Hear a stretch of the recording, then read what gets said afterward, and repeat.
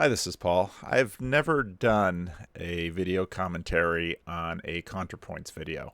I know that the distributist deals with her often, but someone sent me this video on envy, and a lesbian trans woman doing a video on envy, and it was Contrapoints. I was curious, and I was not disappointed. In fact, her video on envy is nothing short of amazing. It's an amazing video. And I was, now, first of all, trigger warning here. The Contrapoints is going to trigger a lot of people in a lot of different ways. That's just what you're in for with one of her videos. But it was an amazing video. Begins with a treatment of envy that should make a preacher feel envious. I thought it was incredible. And so as a preacher, every now and then you do a series on 7 deadly sins or something like that. Envy is vitally important to talk about and be able to illustrate. And SpongeBob, Mozart, I've used Mozart and Salieri, Amadeus. I was just amazed. And then into Freud, and then into Nietzsche, raisonnement. I don't speak French. Nietzschean resentment and how this, and I just thought the entire presentation, again, this is Contrapoint, so I'm going to play a clip from it, and it is what it is. So if you're triggered by Natalie Wynn and her channel, there you go. Winds up complaining that most of the social revolutionary stuff we hear, I spelled that wrong, is simply reveling in resentment with little interest in actually pursuing what they would imagine to be incremental betterment. Now, Jordan Peterson does come up. I was first introduced to Contrapoints by the Jordan Peterson videos, but I haven't watched too many others, but this one was just outstanding. And Peterson and Paglia come up, and she makes lots of disclaimers. I'm not siding with the conservatives, and then really does in fact go there. I put it on Twitter, and Esther made a meme because, I know a lot of Christians are going to be like, you're using the feminine pronoun. I don't know this person at all. It's a female representation. What are you going to do? But that's actually going to be critical to the points I make later in the video. And I want to play some of this video. It's an amazing video. I really liked it. So this morality of resentment, of impotence, and permanently frustrated revenge judges that power is evil. I don't use foundation, I just use concealer. I know that's not how you're supposed to do makeup, but I don't need to be good at makeup, okay? I have 1 million subscribers on YouTube. I don't... And again, this is Contrapoints, okay? And I find it entertaining. Judge me if you will. ...need to be good. There was a New York Times article about young women's attitudes toward political ambition, and one of the women who was interviewed said, "As a white woman, I know I have..." Oops, I just realized I don't have the video up there, so you can't see what I'm responding to. There, let's put it up. Bad YouTube creator. Unearned privilege. So am I really the best person to be in leadership? Yes. Yes, you are. Because we need leaders like you who are capable of questioning the legitimacy of their own authority. Otherwise, we're just gonna be stuck with another blonde beast of prey. And of course, it's good to be aware of your privilege, especially as a leader, but let's not be so Now, it's really important to see how she begins the video talking about all of this, people stumbling over it. Well, maybe I'll just, through the miracle of YouTube, maybe I'll actually just go right there to the beginning and start that, because I thought the beginning was, I'm just tremendously impressed by the video.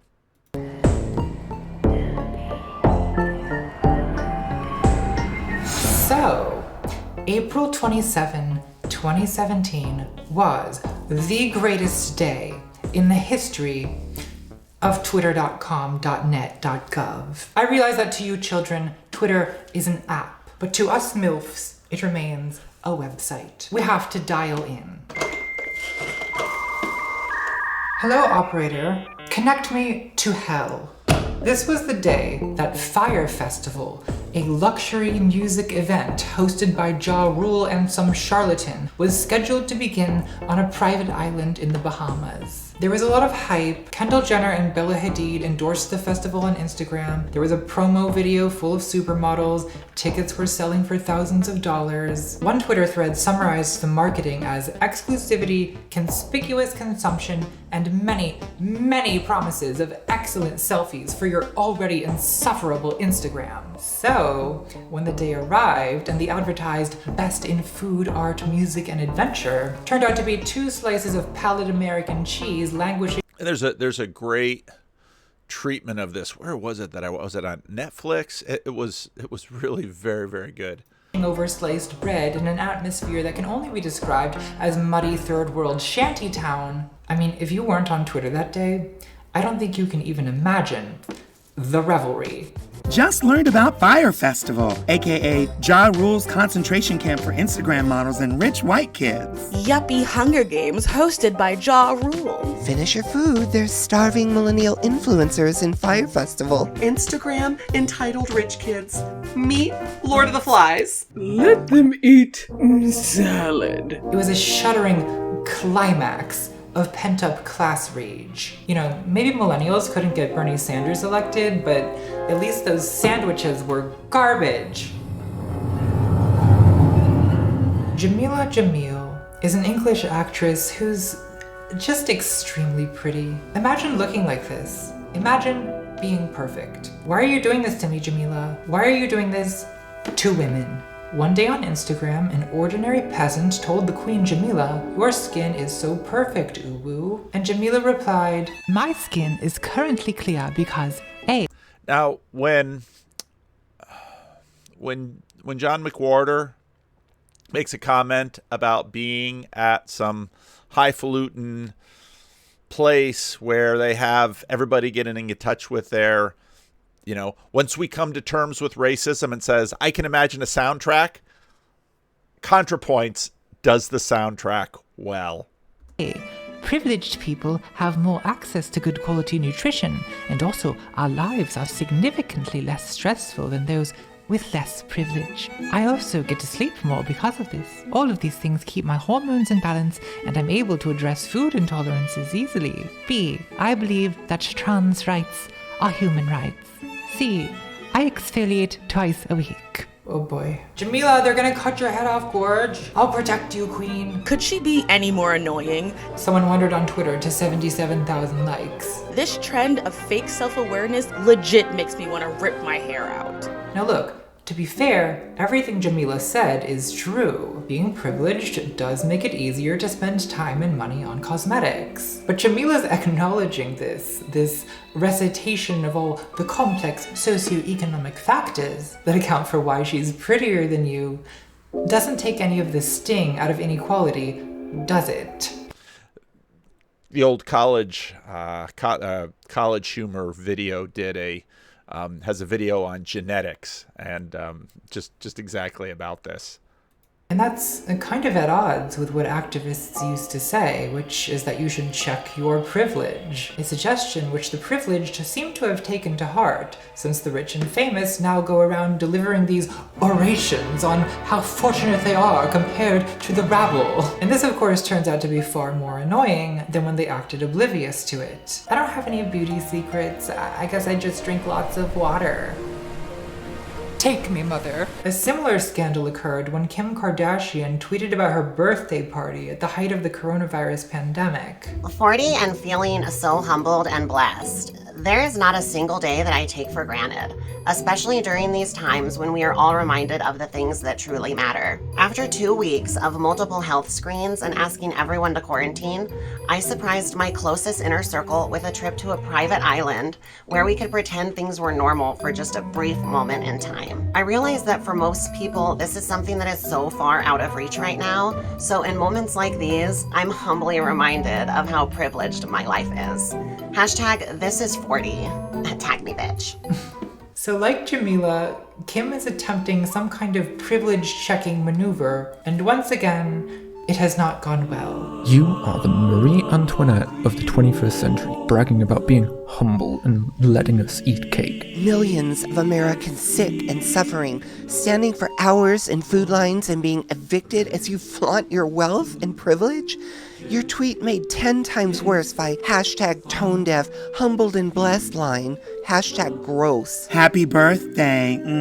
I hope somebody got you an alphabet book as a gift so you can read the motherfucking... So the response on Twitter resembles moral outrage. But what people were upset about was not that she had the party. I mean, wouldn't you escape to a private island if you got that MILF money? The problem was more that she tweeted about it, and that the tweet was maybe, just maybe, a little bit yikesy. But if having the party wasn't wrong, then why was tweeting about it wrong? This isn't a good look. We say bad optics, not relatable. Relatability is not a moral category. This is public relations, it's not ethics, and it definitely isn't socialism. Like, I'm pretty sure Karl Marx never said, "The problem with the bourgeoisie is they are not relatable. They can't read the room and it isn't a good look. This should have stayed in the drafts. Hashtag tone deaf." Isn't the issue that when Kim tweeted this, most people were trapped in quarantine? We didn't get to have birthday parties.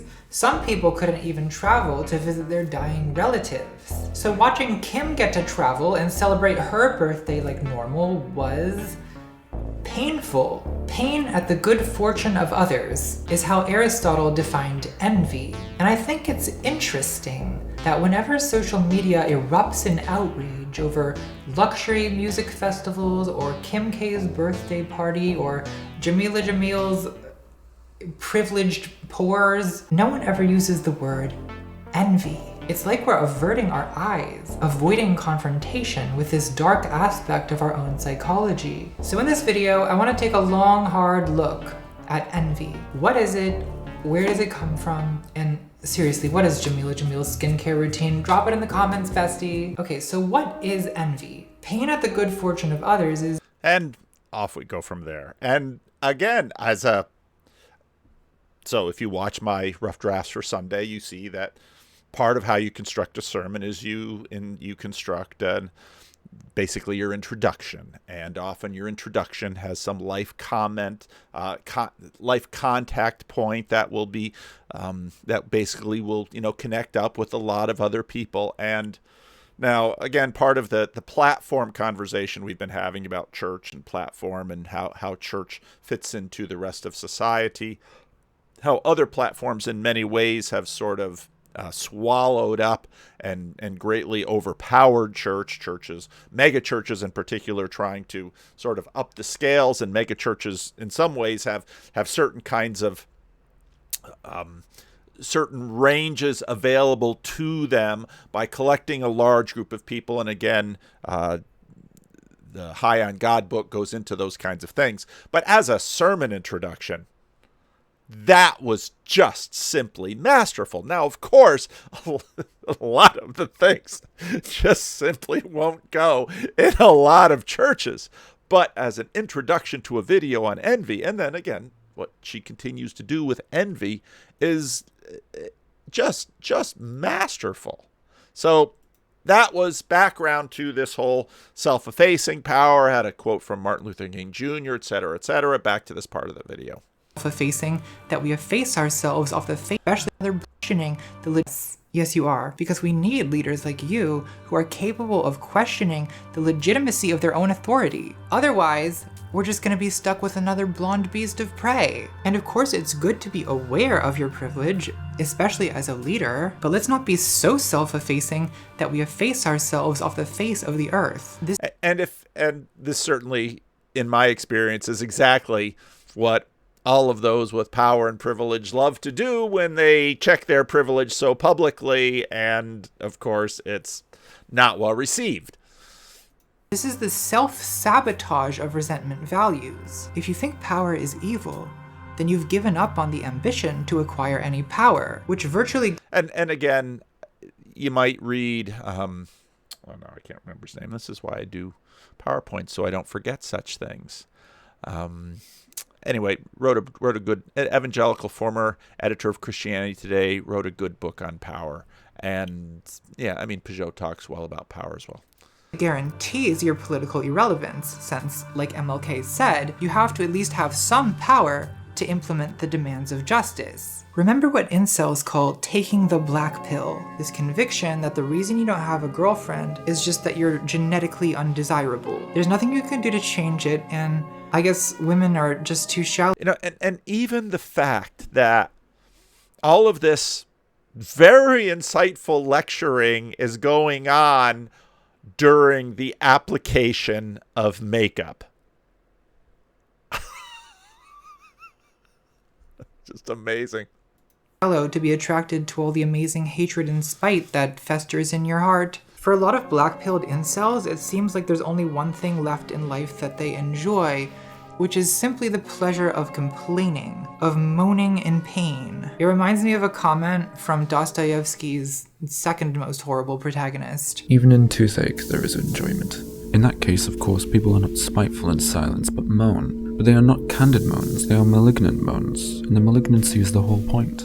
The moan is a protest against the meaninglessness of pain. And part of the satisfaction of moaning is inflicting your pain on other people. This kind of malignant moaning, it's kind of the opposite of music, because a lot of music, like blues, is benevolent moaning that transforms pain into pleasure. I mean, that's what blues is all about. My woman don't love me no more. But right here on this point, because the malignant moaning, that person has a particular kind of pleasure in pain. And so she sort of says it's this opposite blues, but is it really? I think what happens in blues is actually there's a switch towards a community shares in the pain. Dale Cooper, who was the chaplain at Calvin College when I was there in the 80s, had this lovely phrase that he would say often in his sermons. You know, pain shared is pain divided. And I think that's part of what the blues is. And that's actually sort of what's going on with many of these people, but there's this turn inwards versus I think blues is more turn outwards. But I know her sister will, you know? Optimism. I think a lot of incel discourse is really just malignant moaning, right? It's not an attempt to diagnose or solve any problem. It's just a contagious expression of misery.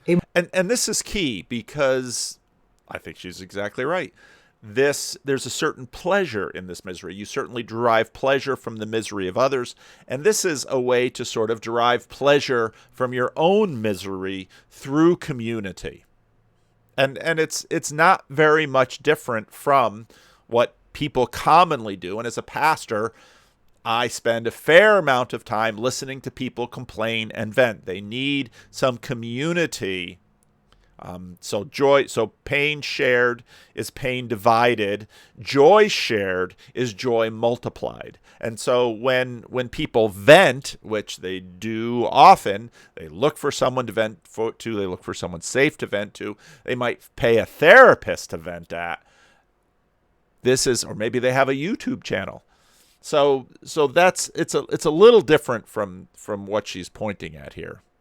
A moan of pain that masquerades as a political agenda. Sexual Marxism, they call it. And the masquerading as a political agenda is also key because, you know, we've talked a lot about sort of the religious register. I mentioned before that the wavelengths that I mentioned before, the little, I don't know if I did it on my question and answer. That's the problem of not finishing my sentences. Okay, I'll try to slow down. Rick and I were trying to find wireless mics that would work well in the sanctuary. We bought the wireless mics. They didn't work well. Rick comes, because Rick is really a smart and clever guy, comes out with this little thing that he bought on Amazon, which basically scanned all of the wavelengths, just a little USB thing, plug it into the computers, has a little antenna, really cool, nerdy stuff. And what we discovered was that not all of the frequencies were as clean. I was got to get it into the video. My dyslexic self can't keep my right hand from my left hand.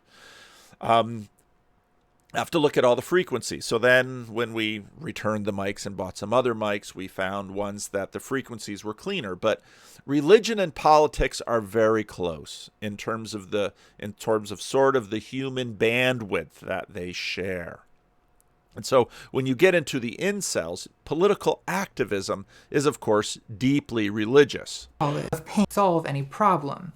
It's just a contagious expression of misery, a moan of pain. And again, not just,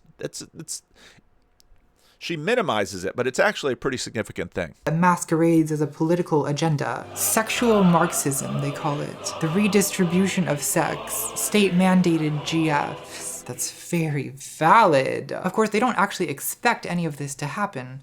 That's not the point. Yes, exactly. That's not the point. So incels are kind of And that's not the point when someone comes to the pastor to vent or to complain. And you get this between husbands and wives sometimes, because wives will start complaining to their husbands and their husbands try to fix things, and the wives will stop them and say, I don't want you to fix it. I just want you to hear me. Okay. If that fixes it, I can do that too. Sort of a male adaptation. Expect any of this to happen. That's not the point. So incels are kind of a universal punching bag online. It's very easy to point and laugh at them. But what's harder is to look in the mirror and notice how these exact same tendencies are rampant in our own communities. So the incel black pill is just one instance. And again, that all of this is going on during the application of makeup and the looking in a mirror. It's genius. It's genius. Of what I call an ideology of resentment, a discourse that outwardly appears like moral or political critique, but which on examination is mainly just a resentful moan. The goal of resentment politics is not to improve conditions. In fact, the resentful person is full of contempt for any morally compromised sellout. Now, you might imagine James Lindsay, Peter Boghossian, Helen Pluckrose, the hoaxers, riffing on this. Contrapoints is making the point even better, but in a way that the left, the YouTube left community, this is insider talking. This isn't James Lindsay on Twitter just annoying all of those people and just baiting them and trolling them. This is Contrapoints. Who are attempting to enact plausible reforms. They don't want victory. They don't want power. They want to endlessly critique power. Because for them, critique is an important psychological defense against feeling impotent. Now, this point that she makes here is so critical and so important. Part of the reason when I saw the rise of the woke in our culture, and I recognized it as Calvinist, is because I had seen these kind of things play out in Christian Reformed churches all along.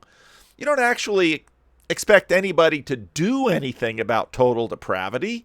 We sort of fly the flag, and it's the critique of it that if we all agree on the critique of it, that's enough for us to make a community.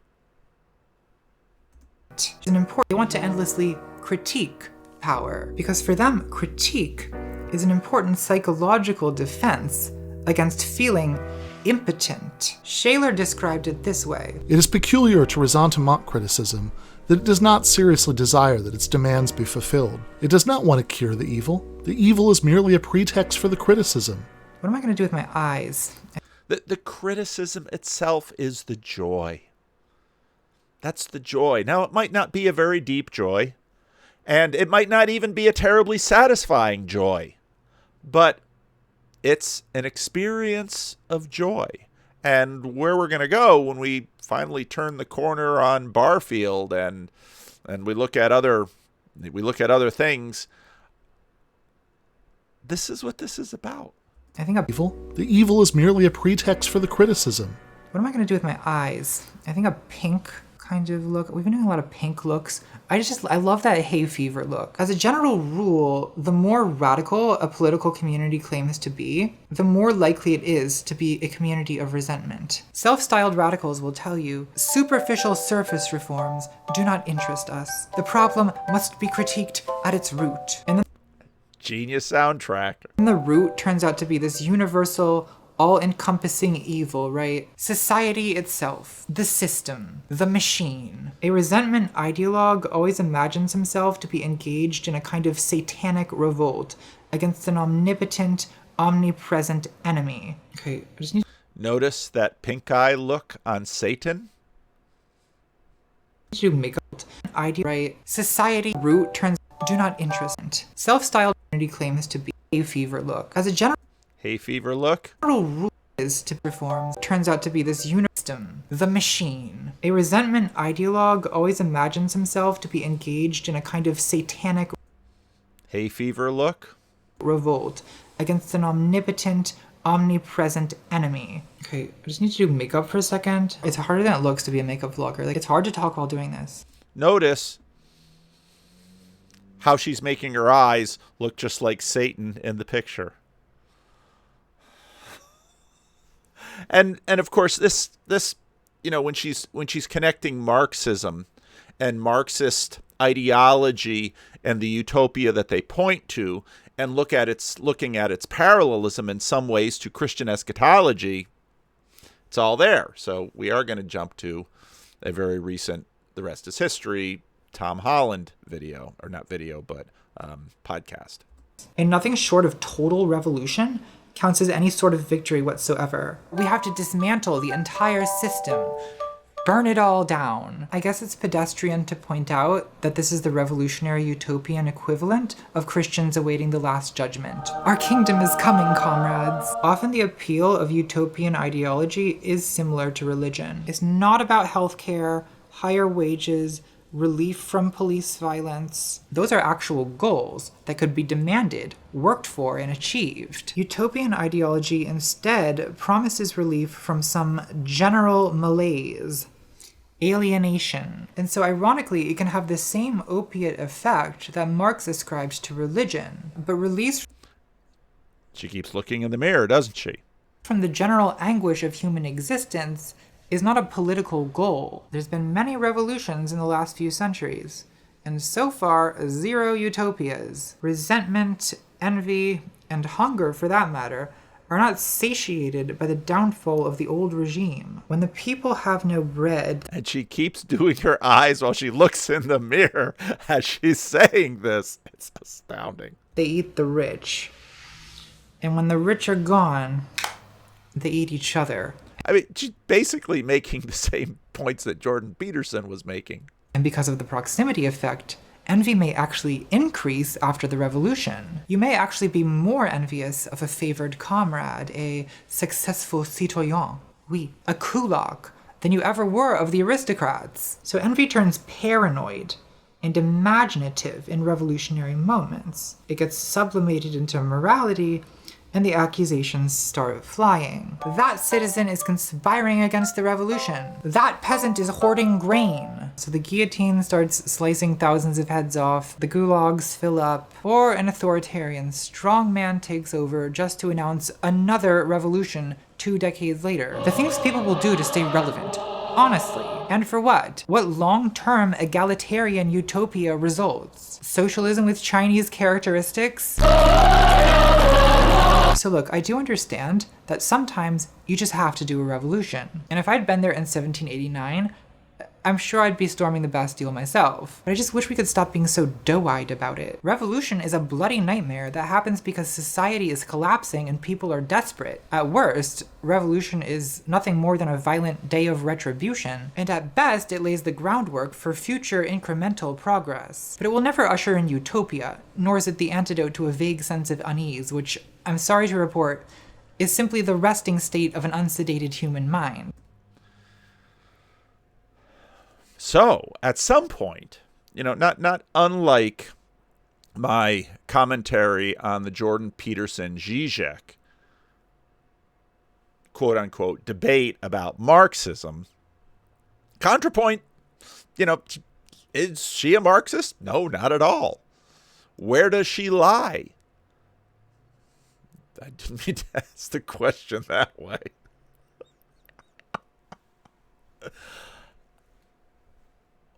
Does she have religion? What is her religion about? How does her theological system work? Well, of course, I don't know. I just have to try to guess from the basis of the video, but the continued appeal to experience, that there's very much a sort of a sad, I don't know if she's atheist or not, sort of a sad atheist. If Nietzsche talked about resentment, then this is really resignation. Take your experiences, your joys, your pleasures while you're able, because youth is fleeting, age is coming, the revolutions will never finally bring what you want. Don't throw away all of your privilege because somehow you've been convinced that power is evil. It's sort of a ideology of resignation. Now, I'm not saying, as some conservatives do, that all leftist or all egalitarian politics is born of envy. No. Now I need to. I was reading George Yancey's book, and one of the points that he makes in this book is the different way that progressive Christians and conservative Christians sort of modulate their in-group and out-group. This is a classic progressive modulation of in-group and out-group. Please let me differentiate myself from conservatives, because I've just been sounding a lot like Jordan Peterson, who I've done 2 videos on. No, this is a specific subtype. There are plenty of reasons, other than envy or fear of envy, to oppose an economic distribution where some people have billions of dollars. Now we're looking directly into the camera, speaking earnestly. While other people are dying because they can't afford insulin. Objectively, that is not an efficient use of resources to... Objectively. That's what we love to say right before we say something, make a value statement. Objectively, it's sort of like literally, it's a literally and objectively have basically become words of emphasis in a materialist frame. To promote human well-being. And personally, it is not an efficient use of resources to promote human well-being. And there's the goal. We promote human well-being. Well, why? Well, that's just the one we inherit. And she had said earlier that, about, how most of these values we just inherit from Christianity. Yeah. Personally, I just don't want to live in a country where people are dying because they can't afford medicine. And I'm willing to pay however many taxes it takes for that not to happen. Really? However many? Well, pretty soon you would demand that the government use your tax money efficiently and the government prioritize your tax money. And then not only will you join the conservatives in their critique of resentment, globalized through the system, and doughy-eyed views of revolution, but you would also demand that your tax money be used in a reasonable way and prioritized so that people who need insulin can get insulin. So while I'm putting down straw man versions of my argument, I'm also not saying, oh, let's just stop being envious. No, that's impossible. I think envy is like libido. It's a basic force of human nature that's... So, she believes in human nature. It's more or less unstoppable. But with the right leadership, I think that envy can potentially be sublimated. Or redirected into something more constructive. Because raw envy is a very bad basis for egalitarian politics. It often targets the wrong people, like millionaires instead of billionaires, and eventually it turns the revolution against itself, and you get the circular firing squad, the self-cannibalism. The problem I see on the left today is that without any genuine political outlet, resentment mostly manifests as morality. Morality itself being a way to vent envious aggression and vindictiveness. On the left, we claim to be so impersonal, right? We're all about structural analysis, the material conditions, systems of power, intersectional identity hierarchies. But if you look at what people actually spend their time doing here, it's all this obsessive moral policing. I wonder if because leftists can't seem to win on any major political stage, leftists can't seem to win on any major political stage? You mean, what's your time frame here? Russia, China, Cambodia, Cuba. I mean, she just pointed it out. Well, somehow, if leftism worked in the West, we would do it right. It's fascinating. They feel disempowered. And so this moral fanaticism is a psychological substitute. Like with Marie Antoinette, it's easier to blame people than systems. Also, structural analysis is very boring, and destroying people with gossip is extremely entertaining. This obsessive moral policing also gets turned inward and becomes leftist guilt. You know, this useless, internalized scolding. I think I'm done with my makeup. What do we think? Leave a comment. I'm always... That's where you stop the critique right there? Anyway, I'm not going to play the whole video. It's an hour and 48 minutes, and the whole video is worthy of a commentary from start to finish, but it would just simply take me too long. Jordan Peterson just put out a video today with 2 theological academics, which I have yet to listen to, but I'm very, very curious to see where those 3 go. But if you haven't watched Contrapoints Envy, to me, it feels like a masterpiece. I'm just beyond words. I've watched the whole thing through twice, which often doesn't happen with a video this long unless it's something that I'm going to do more work on, but pretty astounding. Now, this might seem a weird transition to make, but as with many of my videos, I listened to Contrapoints twice this weekend and thought that is a masterpiece. And, you know, I better catch up with Tom Holland. And of course, I love the Persians versus the Greeks and the historical things. And then this video about decolonizing Africa.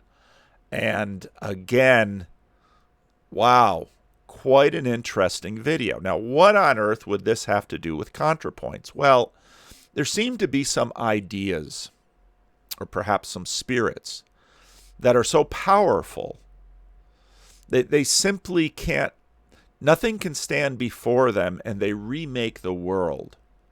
Whether at a certain level, how we see them, whether that wins as such, but they remake the world. So I think the Protestant Reformation is one of those ideas. Postmodernity, or the caving in of modernity, is one of these ideas. And, you know, part of why I love The Rest is History is because they treat certain areas of historical consideration, at least touch on it, in areas that I know almost nothing about. And one of those is the decolonizing of Africa. Now, of course, colonization has become one of these huge cries. And Pan-Africanism, you know, we would imagine that these are all about ancient things arising to finally tear down oppressors that have taken control of them. And so in some ways, that's what we imagine the decolonizing of Africa to be. But once you actually look at what happened, it's anything but. It's, in fact, a new colonial effort, now perhaps not run by Europeans, but European spirits and ideas being run through Africans that are taking over places where biologically and genetically their people came from. So during the interwar period, yes, many anti-colonial leaders moved to the US and the UK to study. And I think this relates actually to the notion of Pan-Africanism. What many people, I'm not sure, understand is that Pan-Africanism is in many respects a Western concept. So I talked about, you have these powerful ideas that they transform us, and we're not even conscious of to the depths that we've been transformed. And so what you see is that it is often imagined that the decolonization is sort of a going back in time, but there is no going back in time. It's actually a neo-colonization of more Western ideas that are now going back and taking root, and then an attempt to reappropriate what is an idealized understanding of what Africa is. Because again, Africa is something that has been placed on a European map.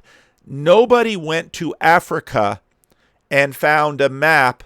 The explorers never found maps in Africa that said, this is Africa, this is Europe, this is Asia. No, Africa itself in some ways was developed, and that then gets, and then we're going to talk about hagiography again a little bit. There's sort of this hagiographic process by which Africa, you can see it in Roots if you watch the original TV show. You can see it in African slaves who generations where the memory, there's no longer any personal memory of Africa. It's all being told in stories, that this then becomes hagiography for the slaves that, oh, remember the promised land before we were taken into captivity, etc., etc. It happens in Dutch immigrants in the Christian Reformed Church. It just goes. This is just part of what we constantly do.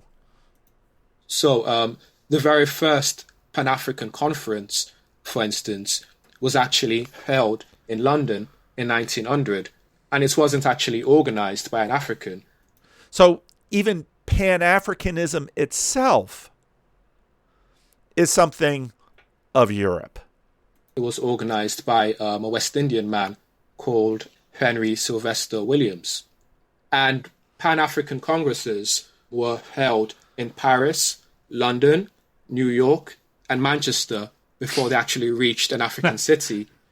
So the very first Pan-African conference that was held in Africa wasn't until 1974. Wow, that's amazing. Yeah. You look at that, almost 70 years before they actually held the thing in Africa. It's sort of been spun out of Europe. Yeah, it's incredible in Dar es Salaam. So when these anti-colonial leaders moved to major Western cities, they were also interacting with West Indian thinkers and intellectuals as well. So like Fanon. Yeah, so like Fanon. But also like, for instance, C.L.R. James in London. Yeah. Now you find this again and again in the 20th century because, of course, Marxism that takes over China and Cambodia, and Vietnam, Ho Chi Minh. Go ahead and watch documentaries of the origins of the Vietnam War. Ho Chi Minh gains his ideas in the French universities and brings them back. And now these European ideas become the expressions. Now it only makes sense of nationalism. Well, where is nationalism coming from? Nationalism is coming from Europe. Now that doesn't mean there aren't taste buds or foundations sort of in a Jonathan Haidt sort of way in terms of a collective or communal identity. Still today, when they talk about China, they talk about the Han as, well, they're the real Chinese. And so you have, these ideas of a certain degree of cultural or ethnic purity. But again, these are these powerful ideas that are just moving on, and people don't even recognize that. I mean, if you're paying attention to where these ideas come from, they don't recognize that, oh, we've got to keep the British out. And in fact, the way we're going to perform revolution will be through British or French or European ideas that have been deeply impacted by Christianity. Now, one of the interesting things to note is that in the colonial period, each of the different nations had their own way of going about it. So the British tended to establish these separate little colonies as sort of separate little states that were distinct from, distinct from the motherland, if you will. Whereas France, they talked about it earlier in the podcast, sort of imagined that these African places were just extended states within Greater France. Germany, of course, is late to the nationhood game, and so most of the best spots were already taken by the English and the French and the Portuguese and the Spanish. And so then the Japanese, who are very late to the game in some ways, they side with the Allies during the First World War. So in the Treaty of Versailles, they basically are able to get a hold of the German colonies in the Pacific. And then, of course, they beat Russia in an early war in the 20th century, and they begin to eat up Manchuria, and then they try to eat China. And when they try to eat China, they try to make, again, Japanese come over to mainland China, and it's very much a colonial effort, and they're going to colonize China. And of course, in some ways, there are similar ideas to what the Nazis will try to do in Eastern Europe with what the Japanese are doing in China. And all of these conceptualizations are making their way through the world, and it's just basic, simple human appropriation. One group sees another group do something and say, hey, we can learn from that. Let's take that idea. You give it its own little cultural twist, and then off you go. So they were interacting with these West Indian thinkers and intellectuals. And incidentally, Marcus Garvey never visited Africa in his life. And if you don't know who Marcus Garvey is, PBS had a good documentary on him not too many years ago. Look him up. Critical figure in terms of, the whole hagiography of Africa that, of course, the descendants of those who were sold into slavery in North America would naturally generate. And you can see this, and again, this comes through in Roots, comes through in The Color Purple, even comes through in The Matrix with respect to those who have been unplugged from the machine, those who are natural born in Zion versus those who have been liberated from the great machine. and Garvey was one of the most influential Pan-African leaders. So to that extent, many of these anti-colonial leaders were, to a significant extent, westernized. Right. And they were westernized to an extent that essentially distinguished them from the native population of the country from which they came from, because most of the populations in the countries from which they came were largely illiterate, and they couldn't speak the European languages. And I think one of the most distinctive qualities of many of these post-colonial and anti-colonial African leaders was their fluency and was their charisma. Somebody like Leopold Sedar Senghor was both an influential figure within the Negritude movement in 1930s Paris, but also became the first president of Senegal. And he was elected a fellow of the Académie Française, wasn't he? Yeah, the first black African. And so what you see, this is simply another wave of colonialism with, instead of having white governors, now you have sort of educated up. And again, what is education but colonization? That's what education is. And once it becomes deeply enough embedded, we do it innocently. We do it imagining that this is my sense of authenticity, that which is outside and alien is so imprinted in us that now it simply feels authentic.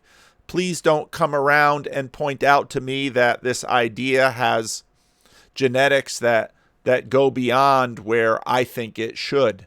Going to be elected a member of the Académie Française. And he was also the first person to pass agrégation, which is like a very competitive exam that allows you to become a teacher in France. He was also a school teacher in France during the 1930s, and also a poet as well. So, I mean, we opened with Fanon, and I commented on when I read him. I mean, he feels to me incredibly French. Yes. So many of his attitudes, his assumptions, his arguments are French. abstract nouns. And you mentioned C.L.R. James, this brilliant writer from the Caribbean. And I read him because he writes about cricket. And when I read him when I was young, I thought, oh, this is, he's very radical. This is most unlike any writing about cricket I've ever read. And I read him again recently, and I thought, God, this guy's British. he's going on about W.G. Grace all the time. And I guess that's kind of probably true if you're coming from the Caribbean, because they've been shaped for so much longer by British and French traditions of imperialism. And Africa, the period of British and French rule is actually pretty short, isn't it? Yes. In many of these places, it's a few decades. And yet, it does seem, both with Nkrumah and Senghor, who you've mentioned, that an awful lot of what is motivating them is coming from the universities of London, Paris, New York. So do you, would it be an exaggeration to say that the impetus for decolonization from Western rule is itself pretty Western? I think that would be a correct thing to say. Because even the notion of and this links to your book again, Tom. The notion don't do this. Thank you, Tom. I've been so but the notion of universal human rights is well. Nkrumah had he had now again. Part of what we've been developing over the last number of videos is the whole idea of universality. There's a mapping. So in Monday's video about same-sex marriage and Chesterton's fence, in my Sunday sermon, there's this sort of duplex register where you have heaven, spirit, mind, and you have earth, flesh, matter. Something happens in us that we simply have to flip to the top register. And once you flip to the top register, you have eternality, you have essence, you have purification, and of course, in many ways, you have morality. You have the binary switch, on, off, good, bad, right, wrong. And so you simply have to sort of flip things into the upper register in order to hold them, to be able to sort of gauge what's going on down below in the bottom register.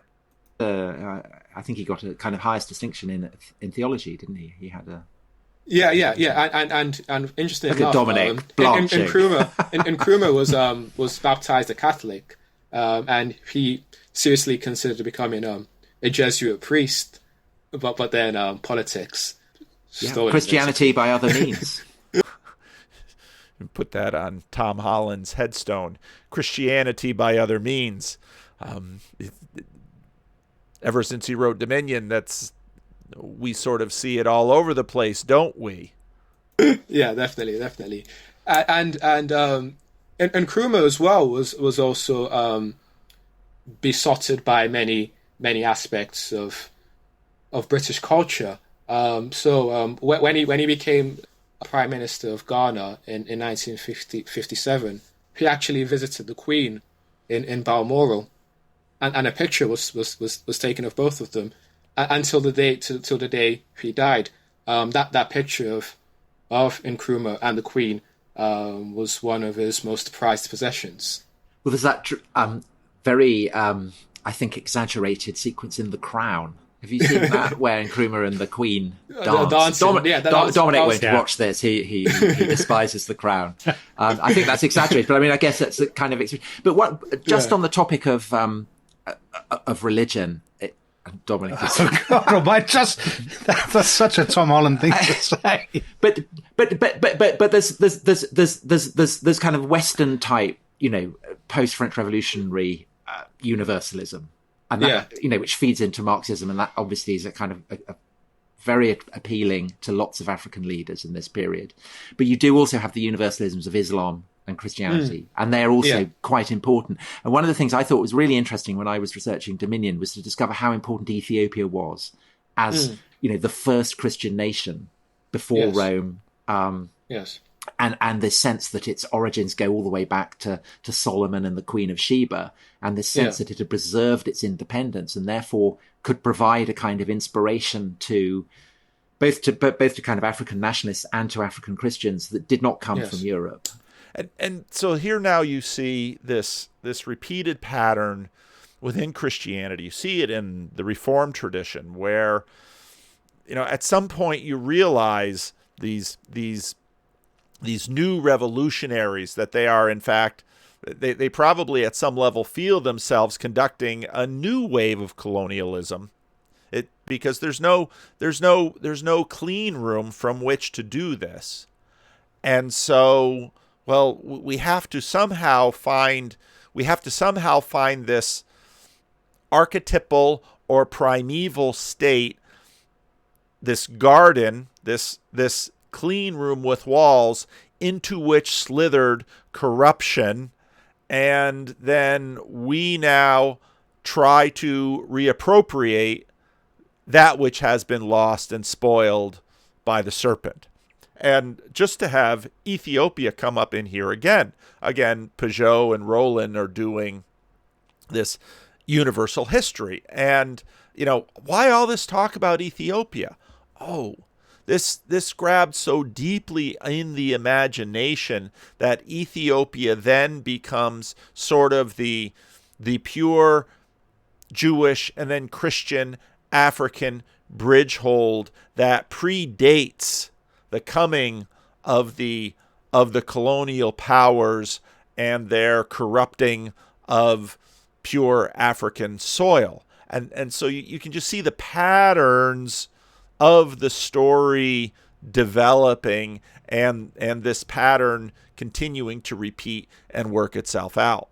And that seemed to have a kind of salience and importance that I hadn't properly understood until I began reading that. Yes. Ethiopia played an integral role in the concepts of Pan-Africanism. So you can even see a legacy of that in Rastafarianism. Which is a sort of a melange of Pan-Africanist ideals with a sort of worship of Ethiopian monarchy, Haile Selassie, exactly, and even though there was even a time when to call when black people were referred to as Ethiopians or Ethiops or something like that.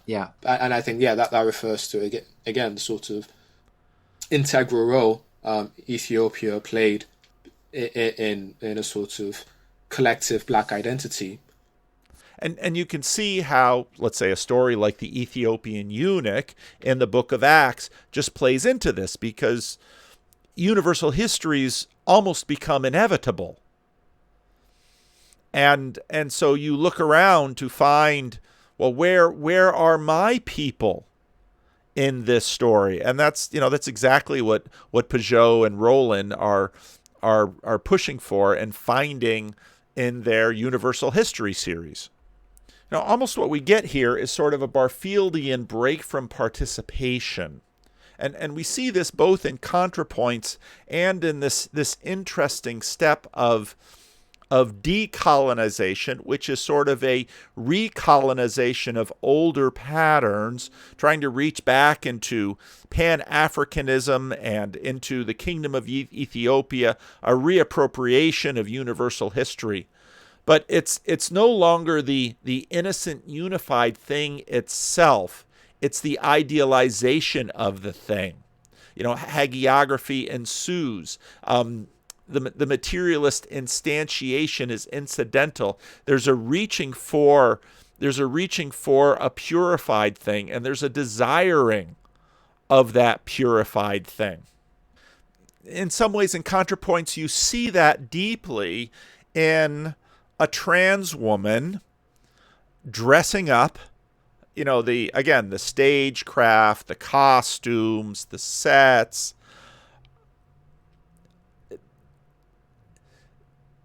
But this is a trans woman talking about envy. And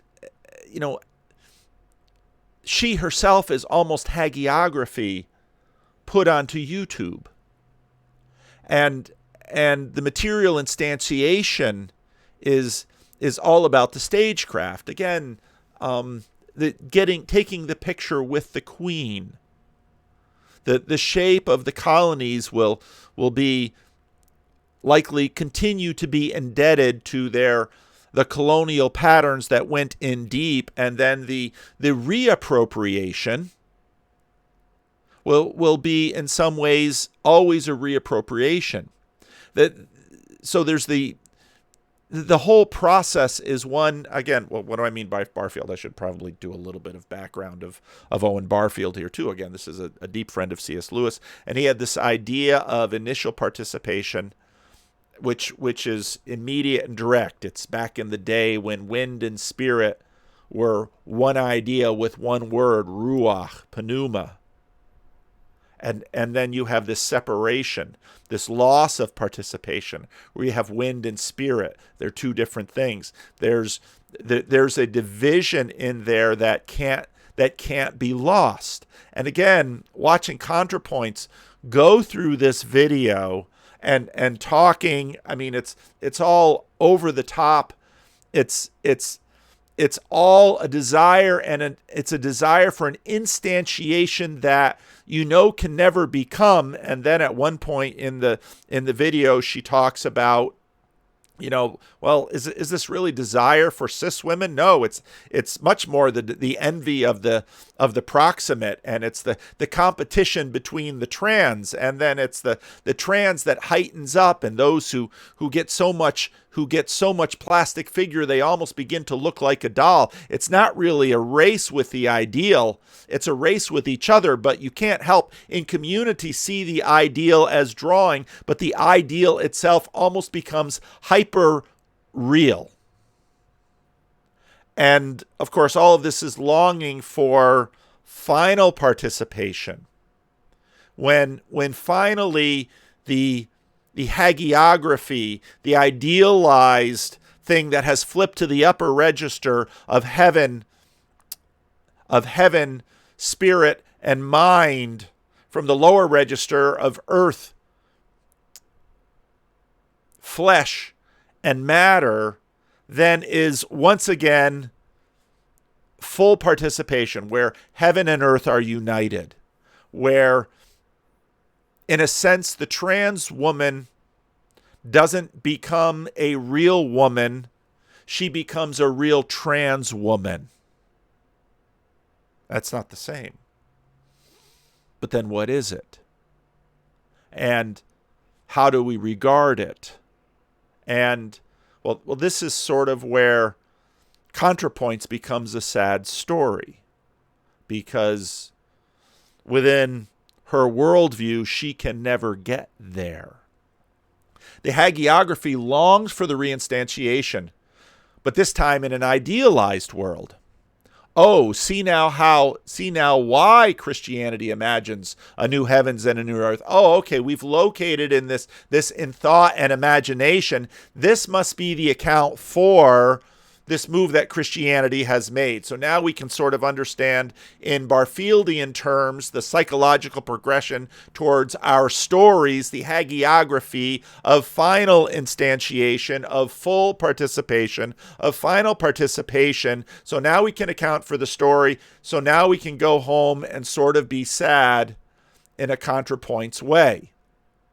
But in many ways, we're sort of back to the ontological argument, because if you stop here, then it's finally a very sad story, because not only will Contrapoints never become a cis woman, but the real trans woman that Contrapoints longs to have, or the idealized romantic relationship, or the idealized partner. When you listen to that video, you just hear the longing throughout. In fact, envy is in some ways an ontological argument for C.S. Lewis's argument from desire, which he begins Mere Christianity with.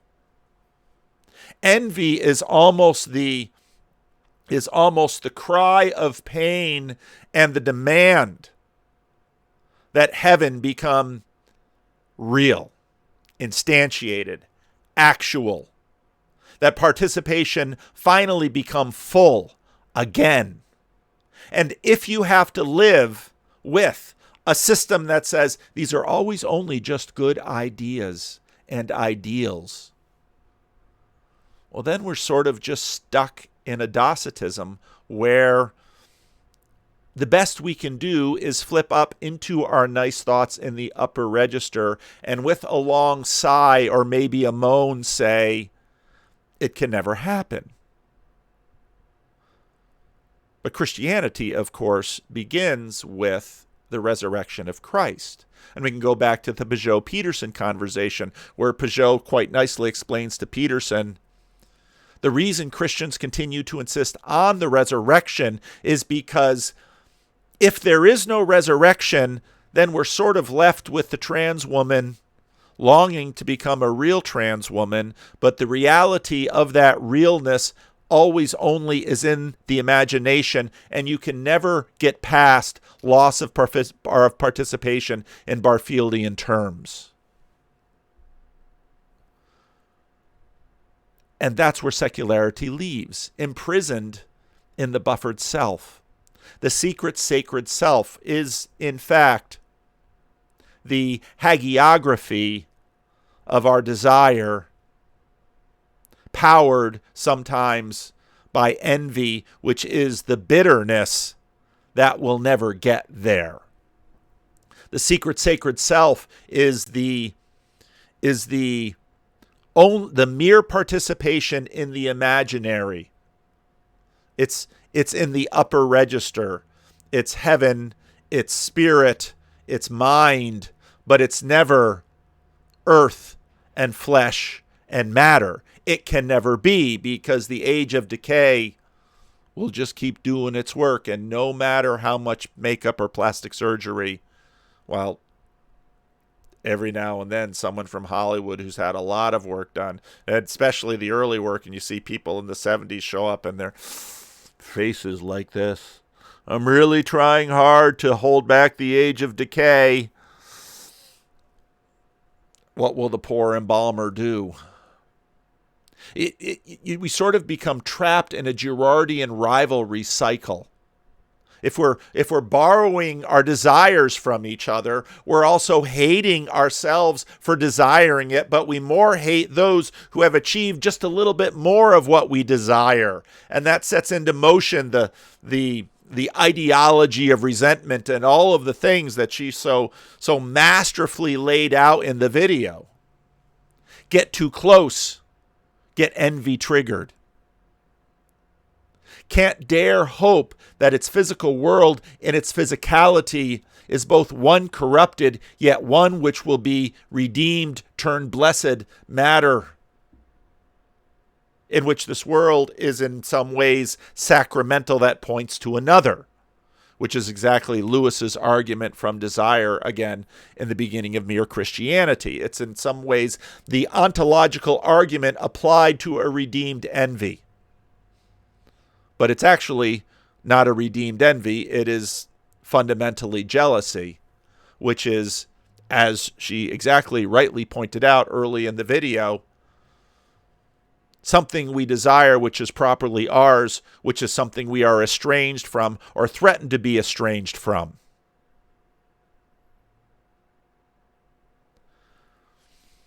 And so again, we find secularity a dissatisfying realm to be in.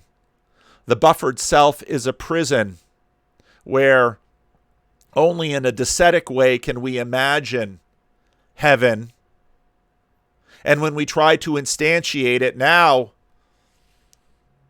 with recognition of the zero-sum games that materiality often foists upon us, we can't even enjoy our attempted instantiations of them with guilt, and if we do so, we'd better hide.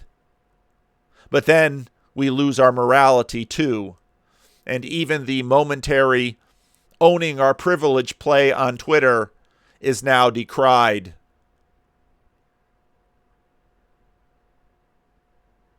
It always comes back to the resurrection. It always comes back to the resurrection. The hope of final participation, where our desires are actually met, not by the blood and misery of our rivals, but by the gift of our God.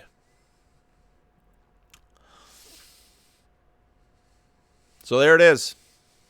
Commentary on Contrapoints.